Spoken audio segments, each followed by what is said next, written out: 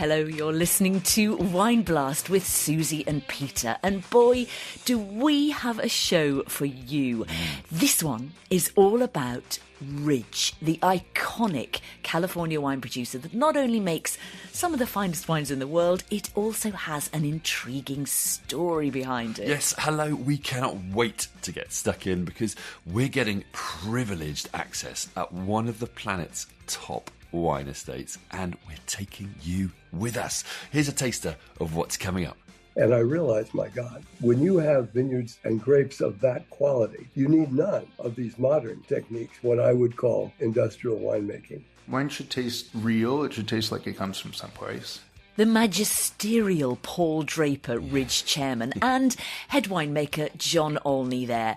And I, for one, am very excited to hear more insights and stories from these wine superstars in due course. We'll also be rating and recommending some of their sensational wines, including highlights from a unique Lytton Springs tasting back to 1976. Plus, a Monte Bello Cabernet from 1977 might be popping up at some stage. Yes. Cannot wait. It's all very special stuff. Maybe even a bit more special than usual. And there's a reason for that, because this is the 5-year anniversary of launching this show. It's a Wine Blast birthday. It is indeed. There we go. So we thought we'd spread the love with this treat of an episode. It's a sort of cherry on the Wine Blast cake, as it were. And by way of indulgences, not a bad one, eh? The very best. I'll take, Ridge, any birthday you care to nominate. Okay, log that.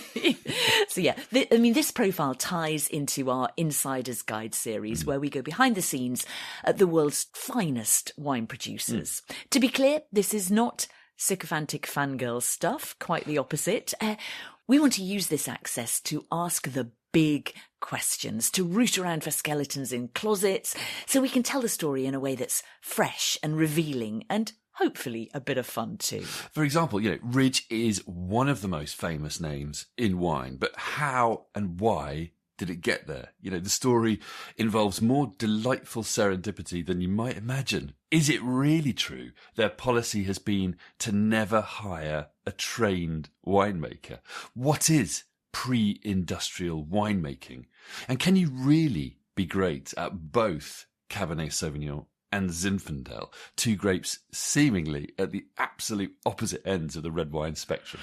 Then there's questions like, how has a wine like Monte Bello Cabernet been so successful while brazenly flouting the overwhelming California stereotype of big, rich, showy cabs, and defying the American critics who've championed opulence and pilloried restraint? What are the hallmarks of Ridge's style, approach and ownership that have enabled it to thrive?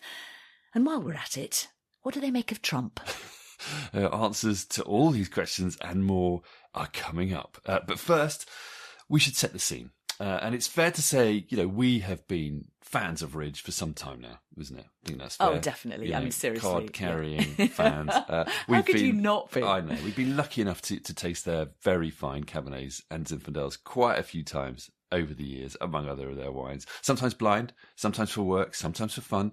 And we've always been struck by how they managed to pull off what I describe as a unique magic trick. And that is to seamlessly combine intellectual stimulation with visceral joy. In other words, these are wines that get you thinking and they get you smiling, head and heart, in a way that very few wines do. Yeah, now we're going to get into detail about the wines towards the end of the show, but it's fair to say we were intrigued by Ridge from early on in our wine careers, as you're intimating. So when we got to visit in 2011, it was like a pilgrimage for us, driving out of Silicon Valley up that steep mountainous ridge south of San Francisco Bay with stunning views and a breezy, crisp feel at the top despite the bright California sunshine. You feel straight away you are in a very special place. Yeah, absolutely. And I'm sure that was the feeling that Osea Perroni had. He was a doctor of Italian descent and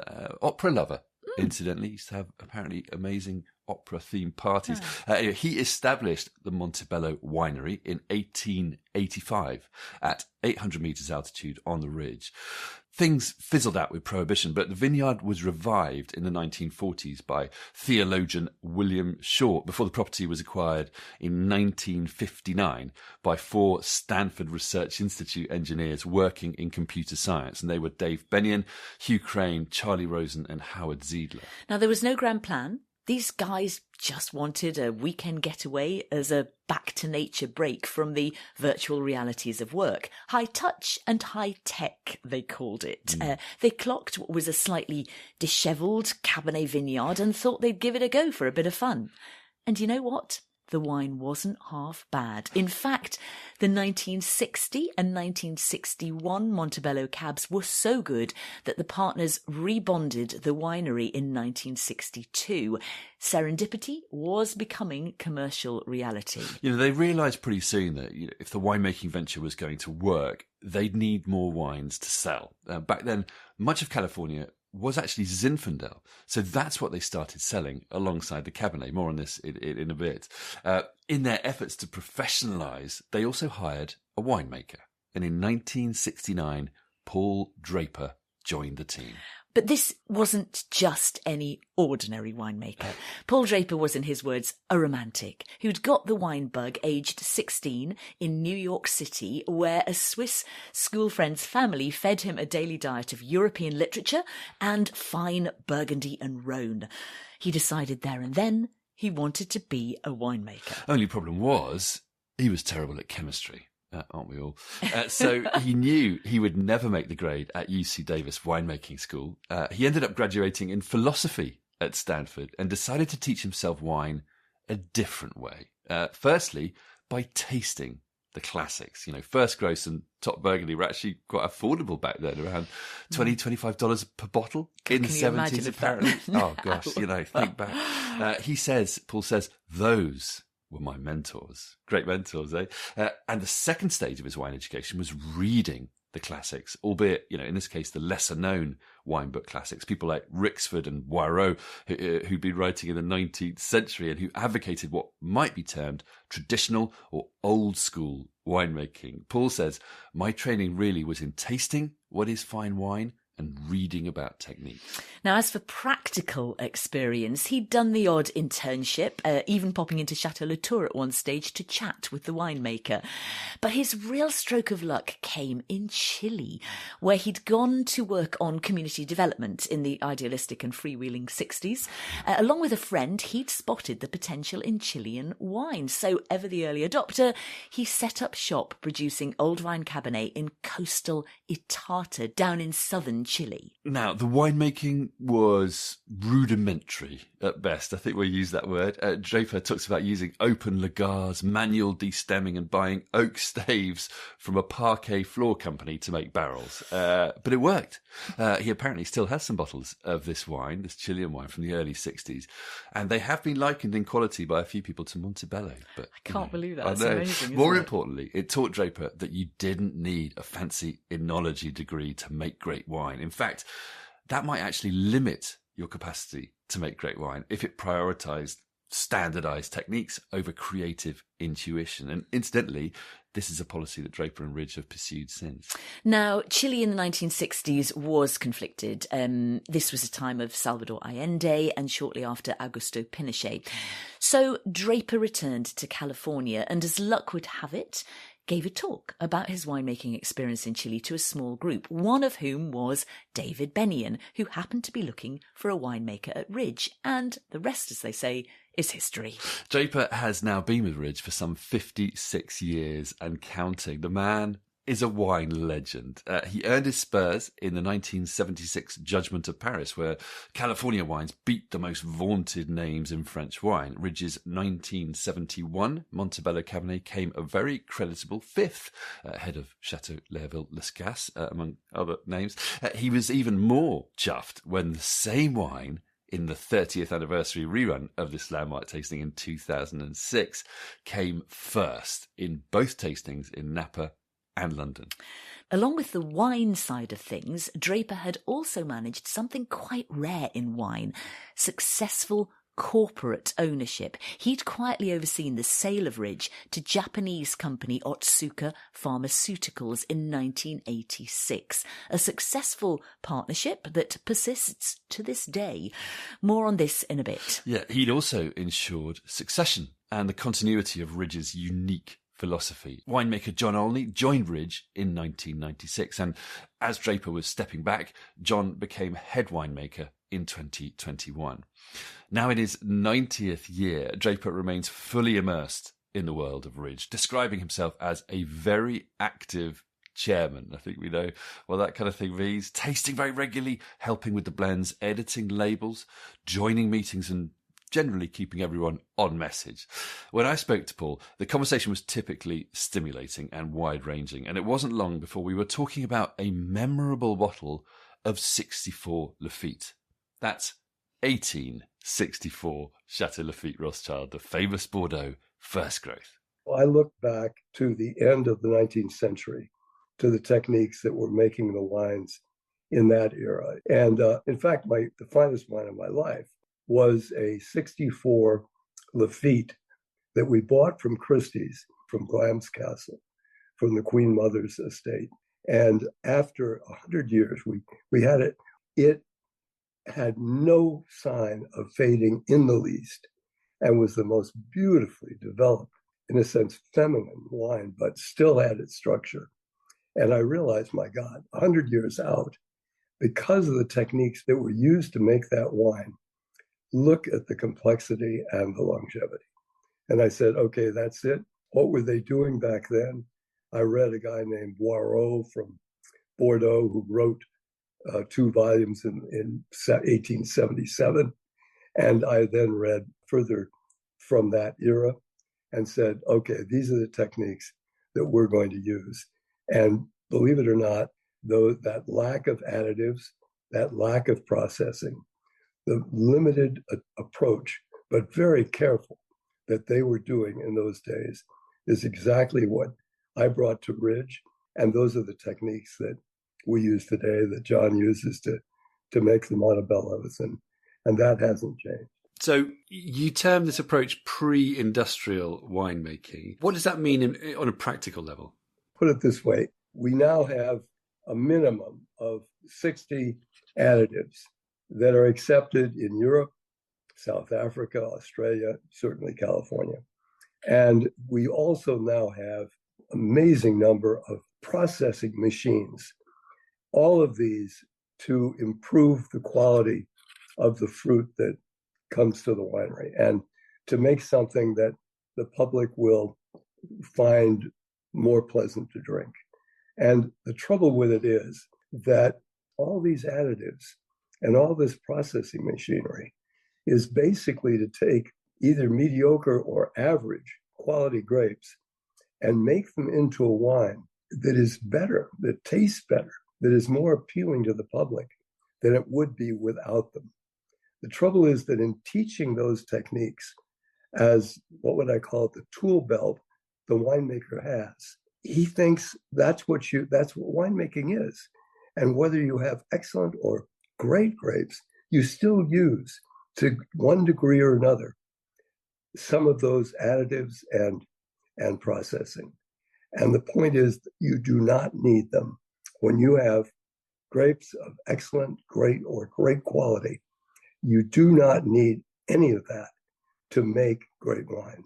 What do you need to make great wine then? You need a vineyard that produces grapes when properly handled. That is, obviously, you need the experience of the vigneron in the vineyard to really know what he's doing and taking care of the soil, not just the vine. And those vines then produce not only high quality, but a distinctive quality that can separate them out from other vineyards to a degree, depending on the vintage and all of that, but that really have their own character over time, that you can follow that distinctive character. And when you have vineyards and grapes of that quality, then you need none of these modern techniques, what I would call, back to your question, industrial winemaking. Now, you differentiate your style of Cabernet from most producers in Napa because, of course, these days, Napa famously tends to be a very rich, ripe style of Cabernet, whereas, of course, back in the day, they were making wines which were much more moderate in alcohol and very different in style. Oh, there were just some beautiful wines. I can think of what would have been about 76 or so Schaefer. I mean, just world-class wines. I mean, really. And to go from that to overripe wines, where you lose the complexity, you lose the acidity, where you end up just with very ripe fruit. And you don't have the liveliness, the freshness that you get when the grapes are properly ripened. Do you think this style is set to stay? I mean, would you say that this is still a style which is very endemic, very prevalent in Napa in the US? Well, I'd say that, of course, the U.S. population since 97 has been brought up on those wines. And so people who have not been or are not tasting European wines may have this prejudice. And problem is that maybe until this recent turndown, basically those high-end wines at very expensive prices have continued to sell. And so why should they change? We say, if it isn't broken, why fix it? And so, yes, I think dominantly that style is still the style, but many younger winemakers really are looking, and of course I can pick a not so young, but wonderful winemaker, Kathy Corazon, and the style that she's made all these years and has not changed with the Napa style of not waiting for the grapes to overripen. So I think there is movement in that direction. I think the top sommeliers push to the degree that they can to just try to influence it. But in the end, if the public is buying those high-priced wines in that style, it's going to take some time before the whole idea swings back. And obviously your style of Cabernet is very different to that. What makes, Paul, for you, a truly great Cabernet Sauvignon in terms of what you want to taste in the glass? Well, I've mentioned some of the adjectives. So I mentioned freshness. I mentioned complexity, longevity, depth, all of those elements. Ridge could be described as a rare example of corporate ownership in wine that's actually worked. Can you just very briefly tell us about the Otsuka company, how they got involved and how that's evolved? Yes, I joined the three partners and their families and when I became winemaker in '69. And it was just a wonderful relationship. And I joined because of the quality of the 62 and 64 they had made, but also because of the families and how much I liked them as individuals. But come the 80s, the majority of the founders really did want to step back and be able to help their kids with purchasing a home and so on. And so we were looking for someone who that would do what we wanted them to do.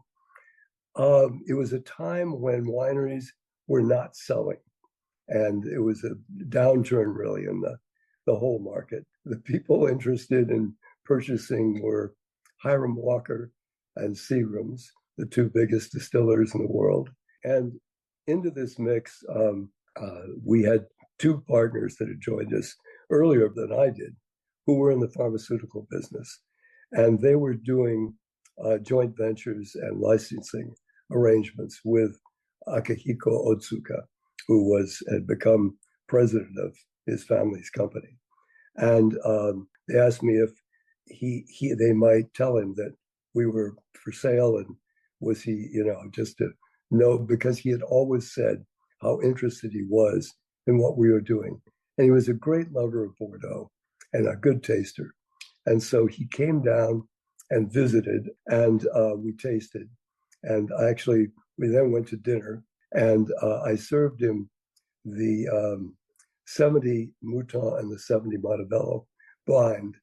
And given that he is this samurai. His team was really upset that I was putting him on the spot. And actually, his top guy had said, as we sat around my living room, California wine has none of the complexity, none of the finesse of a great Bordeaux. And I said just as strongly, you're wrong. Monte Bello has every bit as much finesse as a great Bordeaux. And Akihito, Mr. Otsuka, clapped his hands and said, yes. And so I think that was one of the moments that he interested even more in the whole idea of working together. I took him to dinner and I gave him blind the 70 Mouton, the 70 Monte Bello. And he tasted them and he said, I don't know California wines, but this is clearly the Bordeaux. And this is just an excellent wine. Its complexity, its longevity, its length. He said, this must be the Monte Bello. And I said, yes, it is. And before that, his top innovator and taster had already said to me, I was wrong. This wine has every bit as much finesse as Bordeaux.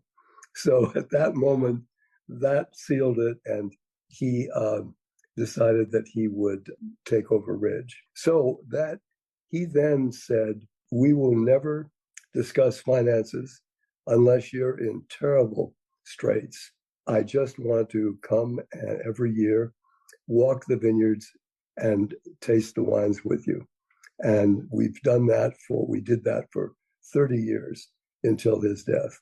And his son and his company have continued their absolute commitment to Ridge. So he never had the company interfere in any way with the decisions that we were making. So it was just an ideal relationship and allowed us to grow further. We basically stopped growing in 99. And since 99, we have remained at a steady state of where we were then.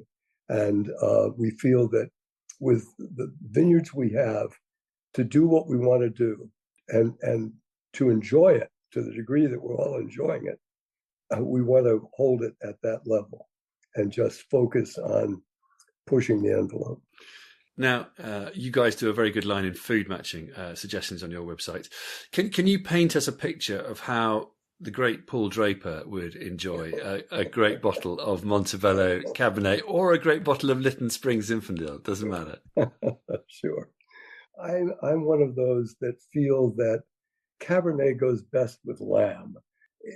Having done once years ago extensive tastings with Zinfandel Cabernet and cuts of beef and cuts of lamb, that Zinfandel is ideal with beef, and that really for me Cabernet and lamb are the match, and so I don't know, I would say a tagine.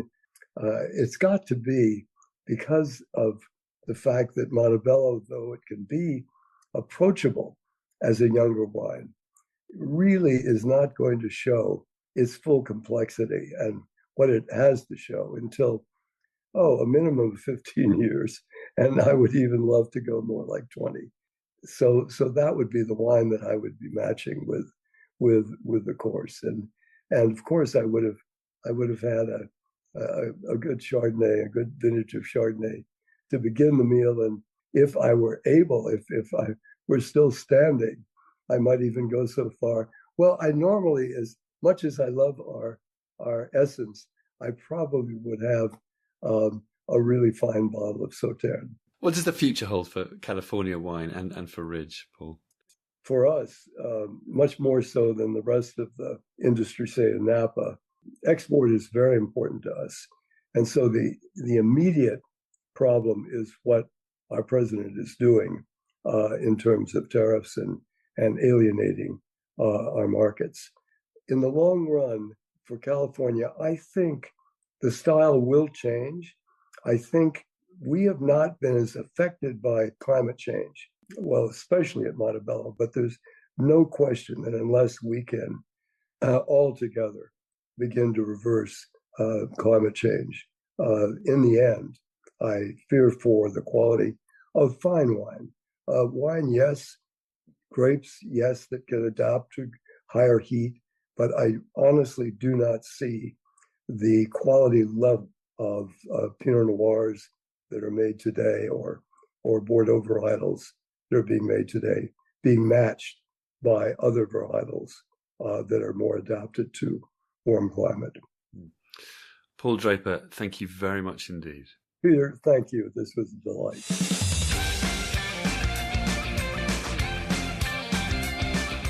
Oh, that vision of the great Paul Draper tucking into a 20-year-old Monte Bello with lamb tagine and then getting wobbly, finishing off with Sauterne. Brilliant. Just love that, isn't it? Brilliant. I know. I also love that story about him serving the 70 Mouton and Monte Bello blind. I mean, it was a pretty gutsy call with a lot riding on it, wasn't it? Yeah, high-risk wine poker. But, he believed in himself and the wine, despite being told he was wrong. And it worked out pretty well. The whole corporate ownership thing, as Paul says, has been brilliant for them. And it's meant the wine world has retained a jewel in its crown. Absolutely.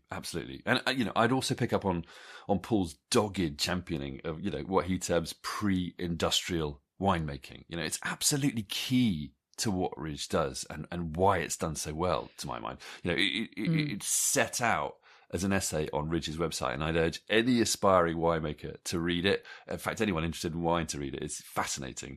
And I personally wish more winemakers around the world could train themselves by reading the classics and tasting the classics, then kind of prioritizing their vineyards and making wines of elegance and character. It's perhaps not a cheap or an easy option, but, as we see with Ridge, the results can be amazing. Yeah, I mean, it was interesting, wasn't it, what he was saying about the trend for what he terms over ripeness in California wines, particularly Napa Cabernets. He cites the very warm 1997 vintage and the influence of critics like Robert Parker for shifting the dial towards that style, which clearly does sell and remains the accepted norm. But, while there's room for all tastes and styles in wine, we definitely agree with Paul. We'd also 100%. Question how long this trend for opulence over elegance can really last. Overripeness gives fairly monochromatic wines, easy to understand, but also easy to get bored of. They don't sit particularly easily with food. No. They don't tend to age and develop well, even when they have stratospheric prices. They often have high alcohol, meaning you can only drink a small amount of them. And then you compare them with something like Ridge's Cabernets, which are very different in style. They are refreshing and they're poised and they're able to age and develop into things of beauty. And I know which style I think has legs to last the course. I know which style we prefer. Think, when we visited, Paul said to us, and I love this quote, very understated, "Our perception of full ripeness here is radically different from Napa." Because, of course, both of them would term it optimal ripeness. They're very different things. And what Paul said was balance is the key. Yeah. There was another great story he told us about making a Napa cab, as he said, to try to show Napa what they could do better. It was the 1971 Islay, which had 12.9% alcohol. Brilliant. And Paul describes it as, and I quote, in its own way, the equal of the 71 Monte Bello. And that's saying something, given the accolades that wine has had. Yes. And he says the Islay aged beautifully too. So a lovely Napa Cabernet made with restraint, low alcohol, has aged beautifully, made by Paul. And when we went to Napa, if you remember, and tasted the Mondavi Cabernets from the 80s, you remember doing that, they were great, weren't they? Beautiful. Yeah. Absolutely beautiful. And Paul did talk about the old Inglenook and La Cuesta wines, which showed him that California really could do top-notch Cabernet to rival Bordeaux. But that approach had been lost with the emphasis on modern winemaking and chasing the fashion for ultra-ripeness. I also can't help but love the fact that Ridge, one of the great American wineries, one of the great wineries of the world, owes a fair bit not only to serendipity, but also to Chile. Yeah. If Paul hadn't gone to Chile and ended up making wine there, we may never have had Ridge as we know it today. A telling little detail. Love that. On that note, I think it's time to take a quick break before we come steaming back with head winemaker John Olney on Zinfandel, old vines and real wine, plus some top Ridge tips from us.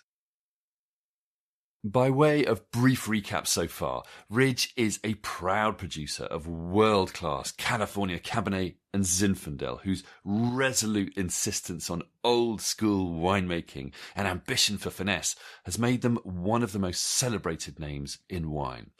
But it hasn't all been plain sailing. A fair bit of good luck, even a bit of wine poker, has been involved, as has a fearless commitment to bucking the prevailing wine trends and sticking to their guns. So we're going to bring in John Olney now, head winemaker since 2021. John's story is an intriguing one. His uncle was the food and wine writer Richard Olney, and one of John's formative experiences was joining Richard in Provence when he was writing a book on the iconic Burgundy estate Domaine de la Romanie Conti, or DRC. As you do. As you do. So the young John got to taste more than his fair share of DRC, much more than I do today, he jokes. Yeah.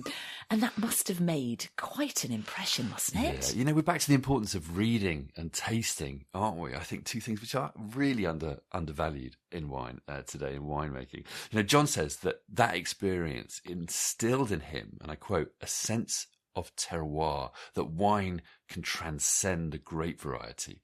Now, John did study winemaking in Burgundy, so it's not entirely true that Ridge has never hired a trained winemaker. And he also worked with Gérard Chave in the Rhône and Aubert de Vilaine at DRC. And he did a spell with celebrated US wine importer Kermit Lynch too. All formative experiences before he joined Ridge in 1996, subsequently becoming Lytton Springs winemaker for 20 years after the turn of the millennium.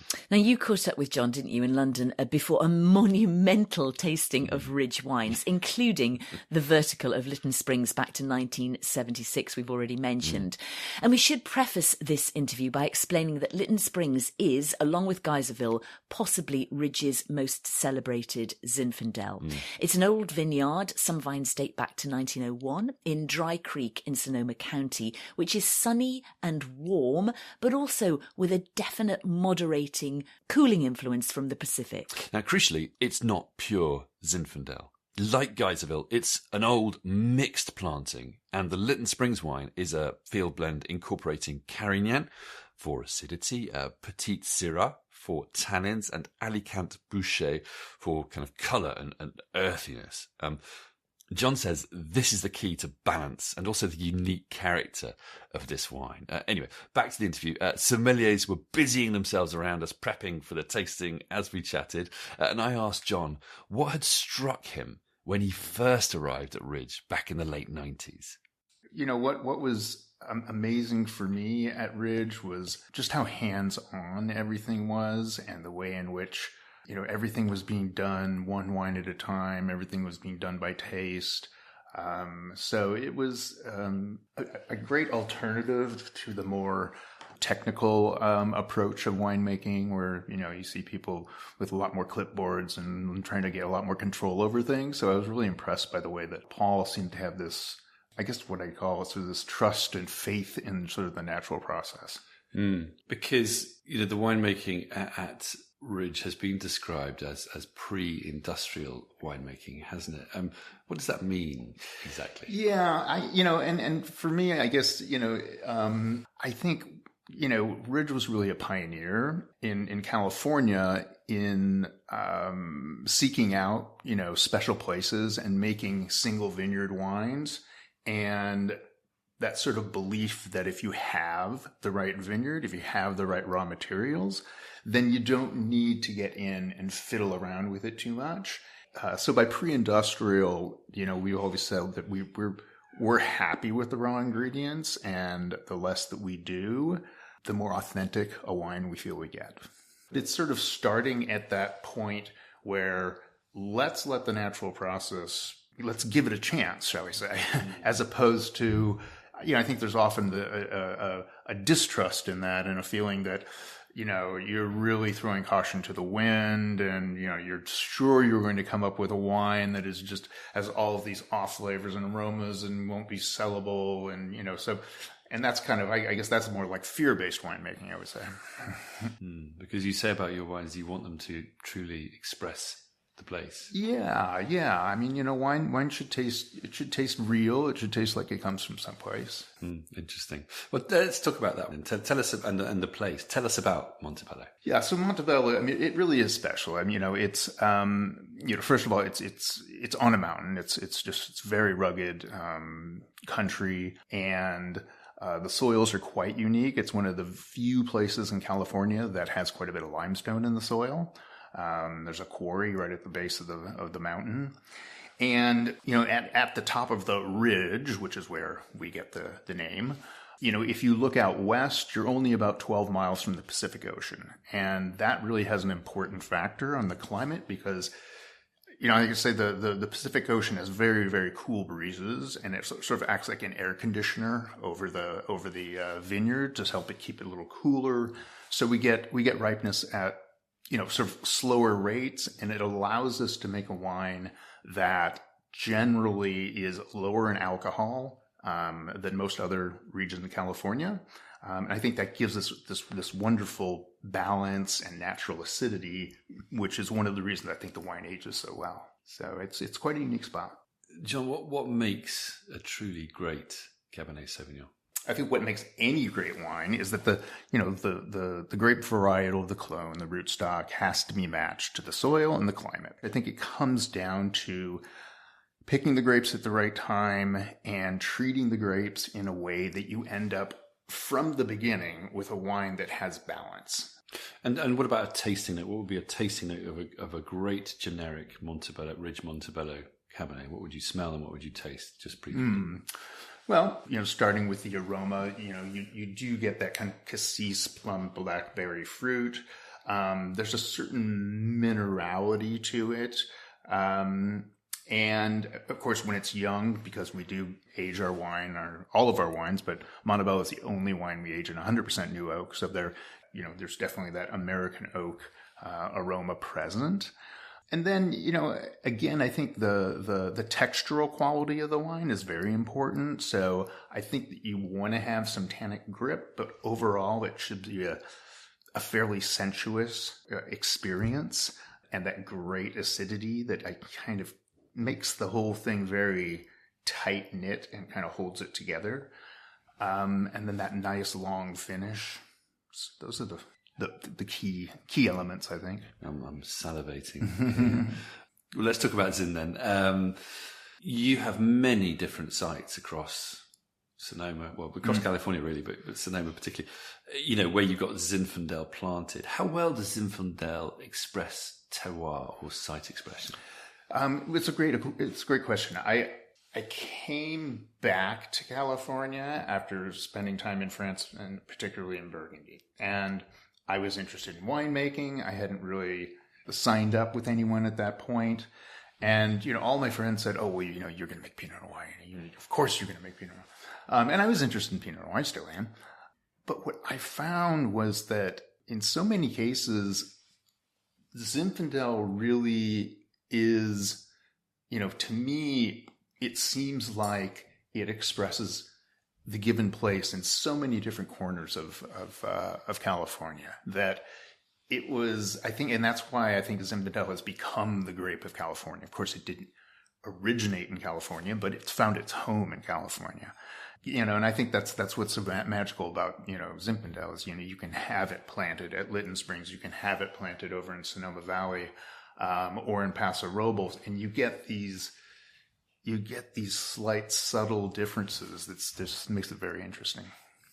Tell us a little bit about Lytton Springs. Yeah, so Ridge is, again, a little bit of, necessity breeding, the mother of all invention. When the original founders had started making, just a few barrels of Cabernet at Monte Bello in the 1960s, they immediately set out to start replanting the vineyards and being able to, expand their production. In the meantime, they said, well, we need to do something for cash flow here. So let's go out and we'll search, other parts of California and we'll buy some more Cabernet. But in the 60s, certainly before the 60s, going all the way back to the 19th century, pretty much, the vast majority of vineyards in California were planted to Zinfandel. So that's what they found. They found all these old vines vineyards, which were Zinfandel. And they began purchasing from different vineyards. And then over time, we really found that there were a handful of vineyards where we really thought they were just a cut above. They were exceptional. And one of those vineyards was Lytton Springs in Dry Creek in Sonoma County. And in 1972, Paul Draper met the owner of the vineyard. No one had ever made the wine as a single vineyard.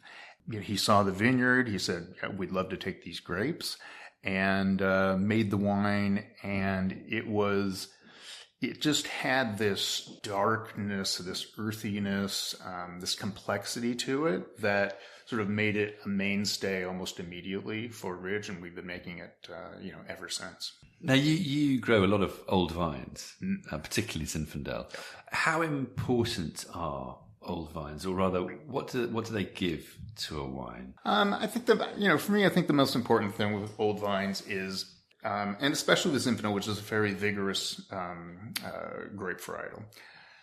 As the vine gets older, just like us, the metabolism slows down. So it begins, the yields sort of self-limit themselves. You have, Zinfandel is, when it's young, it's a grape that has a main cluster, and then it will have this big shoulder hanging off. And when it's young, it's almost like there's two clusters in one, and we usually have to go out and cut that shoulder off. By the time you get to a vine that's 60, 70 years old, there's barely even that second cluster at all. So now you're dealing with very much smaller yields, usually smaller berries. So you're getting more concentration. I think that's probably the biggest factor. Interesting. You specialize in single vineyard wines, finding exceptional sites, as you say, where climate, soil, and variety are all well matched. How is climate change affecting that matrix for you now, and how are you reacting to that? Yeah, so no question, it's we see harvest happening earlier, and because everything we do at Ridge is still all hand harvested. The importance of having more pickers ready to go so that we can get the grapes in a shorter amount of time has become paramount. You have to be much more surgical about it. Certainly when we talk about Zinfandel, I think we're, in terms of managing or absorbing, if you will, the heat, I think we're actually fairly well positioned in the sense that with older vines, you have deep root systems. And also, all of our Zinfandel vineyards are head trained, bush vines, goblet, which, we're feeling rather a bit smug now because, what's wonderful about head trained vines is you get this shading. So you're getting that dappled light, whereas when you're up on a wire, in vertical shoot positioning, you're much more exposed to the sun, and in these late afternoon heat spells that we have, you can really, your fruit can just get, sunburn right on the vine. I mean, having said that, the other thing it's almost more the unpredictability that we see that's much more, at hand. I mean, perfect example was in 22, we had a very short condensed harvest, and then 23, we had one of the longest, most drawn-out harvests. We were harvesting Zinfandel into November. So it's these big swings that make things, a lot more. That's kind of the biggest challenge, not knowing, what you're getting into in any given vintage. So talking about climate change, do you think, is there a scenario in which you can see replanting varieties or looking to new areas perhaps to develop? Absolutely. I think that represents in a lot of ways, I think it represents a great opportunity, in California and really in many places. If the same mentality that's brought to, what should we plant in this vineyard today, which, is generally revolves around, well, what do we think is going to sell? Had that been the approach back in the 19th century, we wouldn't have Zinfandel. Right? We wouldn't have Zinfandel. We wouldn't have these field blends. So, I think we have to really bring that a little bit more of an open mind to what we plant in terms of, well, what's going to work? And once we kind of figure that out and experiment with a few things and we find something, then we can, let's have the confidence that that will sell, right? As opposed to just saying, well, it's got to be Cabernet, it's got to be Chardonnay. I think a great example of that is down at Paso Robles, where white wine has never been, it's always been a very small part of what we do, and it's always been limited to just the Chardonnay that we grow at Monte Bello. And, we had the opportunity to buy some Grenache Blanc from down in Paso, which, by the way, is also one of the few places where there's quite a bit of limestone in the soil in California. And, I was a little dubious, to tell you the truth. I've had Grenache Blanc from, say from the Languedoc and places like that, where it I find it can often be a bit of a heavy and somewhat of a, kind of a flabby wine, and not, so I was like, this might not be. But it turns out that it really is a great place to grow that grape. Even in that pretty hot climate, it maintains acidity. We harvest it and we're able to produce it, around 13% alcohol. It has great expression of fruit.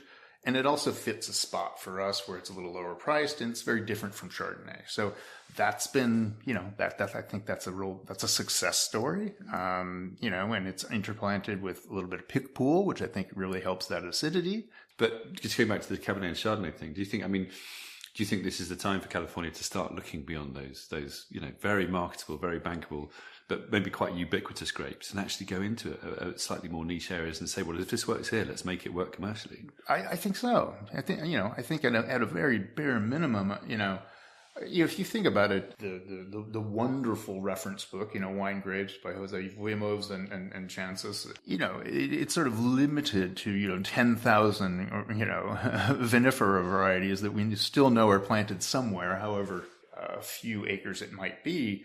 So, the possibilities and the permutations out there, are just mind-boggling. And we live in this tiny bandwidth of Pinot, Sauvignon Blanc, Chardonnay, and Cabernet. So, anything particularly esoteric you got your eye on that you might like to try out? Well, I think there's opportunities perhaps in things like Grenache and Tempranillo that would seem to make sense on paper, so are worth exploring a bit more. So that comes to mind. I also think that there's probably some other white varietals, maybe Albarino, things like that could be very interesting for, California soils and climate. What does the future hold, both for California wine and for Ridge? I think that we are going to see quite a bit of change in California, as well as other regions too. In terms of what we were talking about before, I think we'll start to see different wines being produced. And then at Ridge, I think we're certainly going to try to keep doing the same thing but better. Would be the way to put it. Simple. Best things are often simple, aren't they? Yeah. John, thank you very much indeed. Absolutely, it was wonderful. Thanks so much.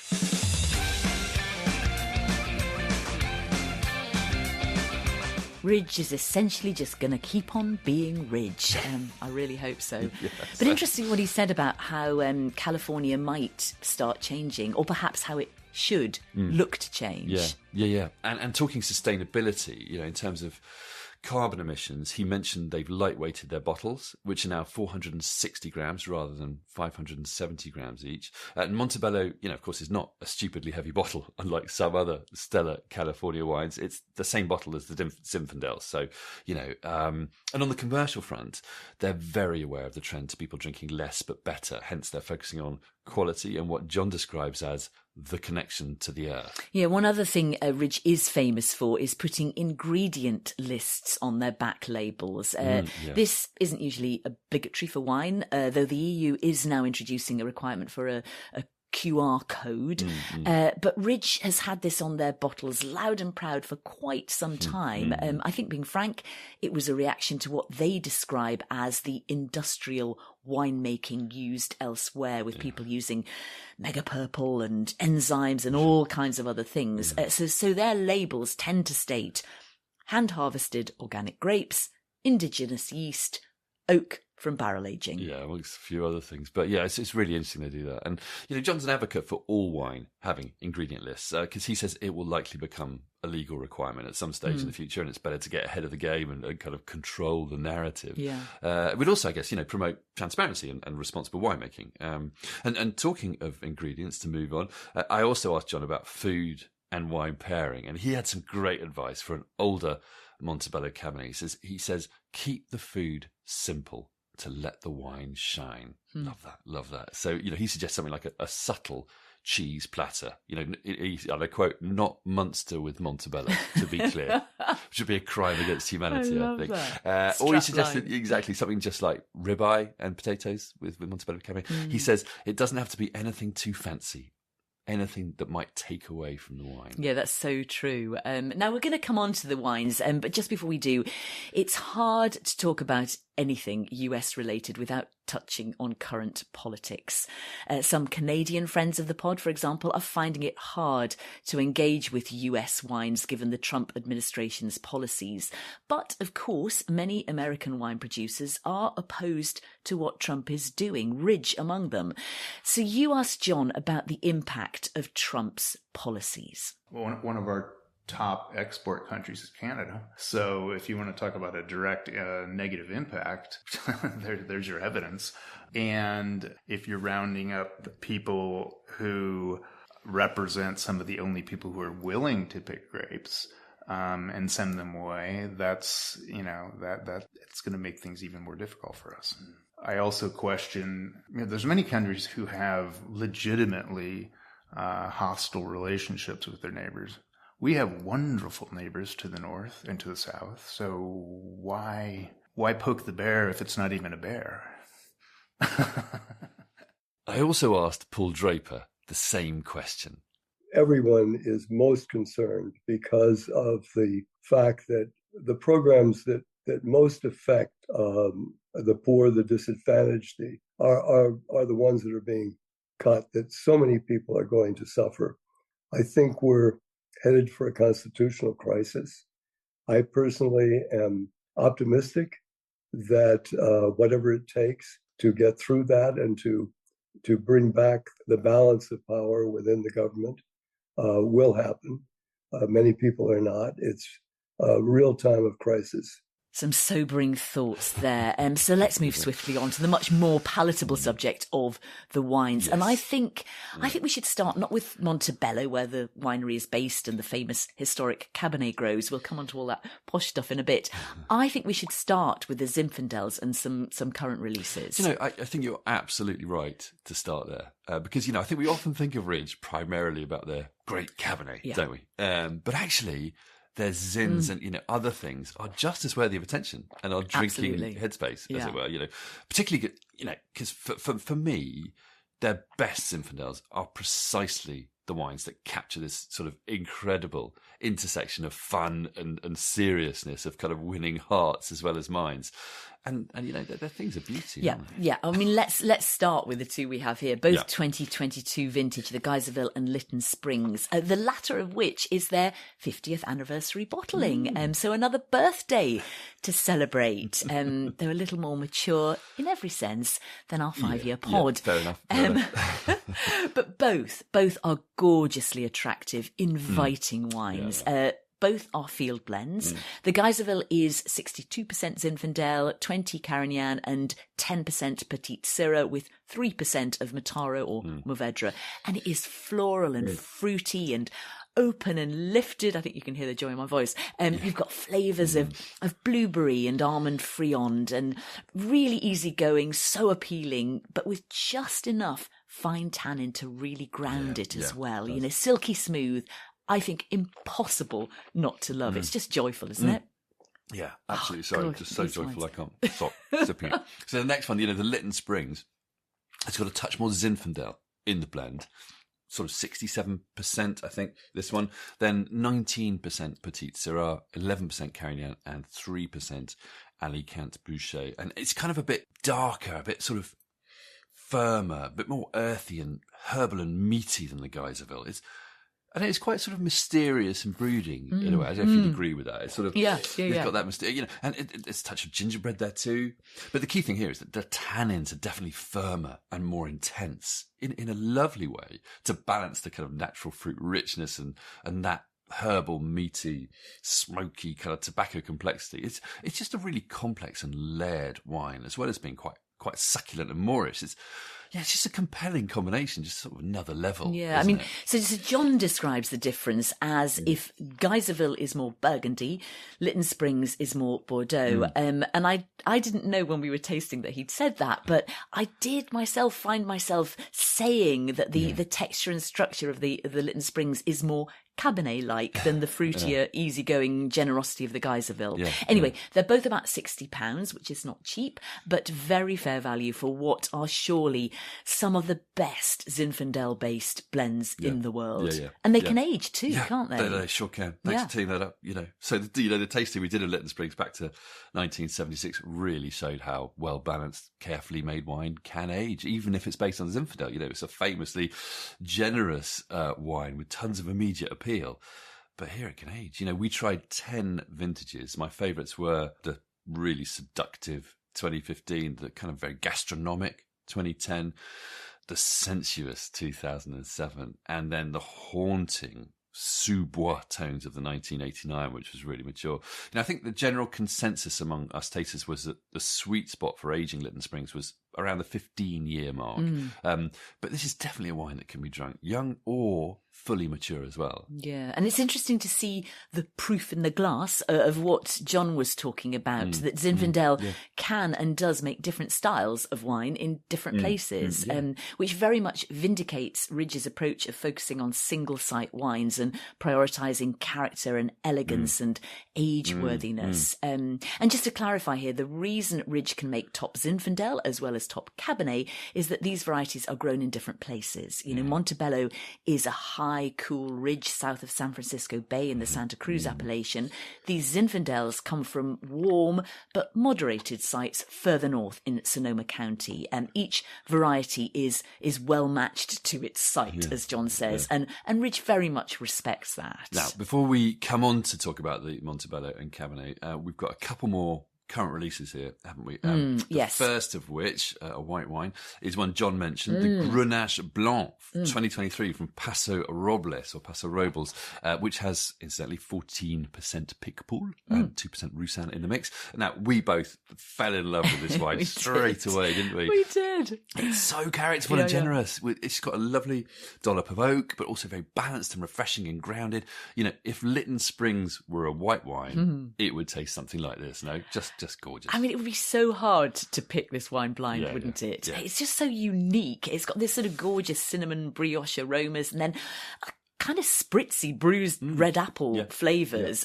So impressive in its own very specific style. And without wishing to be critical, we would definitely choose this over their Chardonnays, wouldn't we? Which are nice, but sometimes a little bit rich and sweet-fruited for us. You know, Monte Bello, to our mind, is better for Cabernet. Yeah, I'd agree.